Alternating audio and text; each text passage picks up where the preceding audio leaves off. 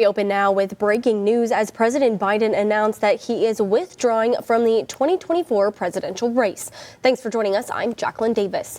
That's a decision that officials say was just made today, with Biden telling his senior team he changed his mind about staying in the race just 1 minute before his letter went public.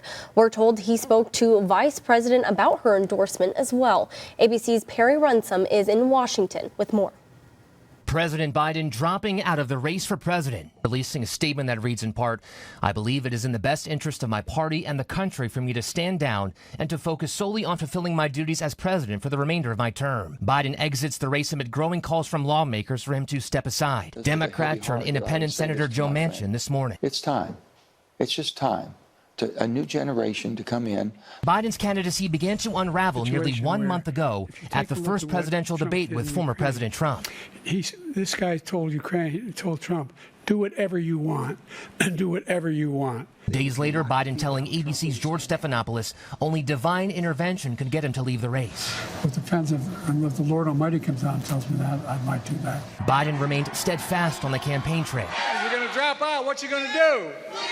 Well, here's my answer. I am running and going to win again. This is the first time an incumbent president has dropped out since 1968, when President Lyndon Baines Johnson stepped aside. Biden is now endorsing his Vice President Kamala Harris, who was 22 years younger than Biden.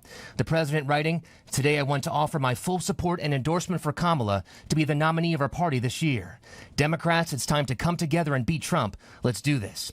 Harris does not automatically become the Democratic nominee. The process to choose a ticket remains murky, and it's not clear if other Democrats will challenge Harris. Democratic National Committee Chairman Jamie Harrison saying, in short order, the American people will hear from the Democratic Party on next steps and the path forward for the nomination process. Trump's campaign team is already narrowing attacks on Harris.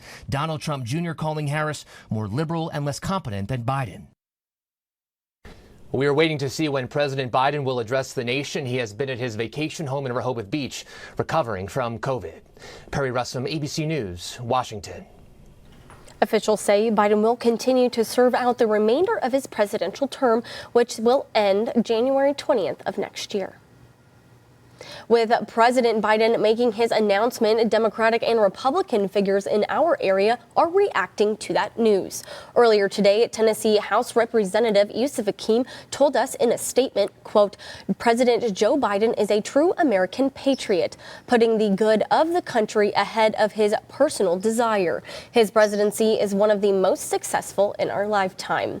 We also sat down with Tennessee Senate Minority Leader Ramesh Ekbari and Congressman Chuck Fleischman. Senator Ekbari told us all 70 delegate voters for the Tennessee Democratic Party will be in support of Vice President Kamala Harris, while Congressman Fleischman believes this is something Democrats wanted.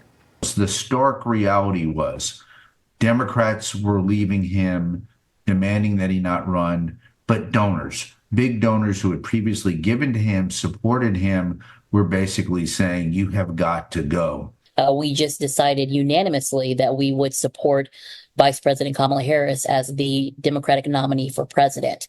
We'll be throwing all 70 plus of our delegate votes behind her. So I think we might be the first state to be able to publicly say that, hoping that that trend will continue. The Democratic National Convention is slated to take place August 19th through August 22nd.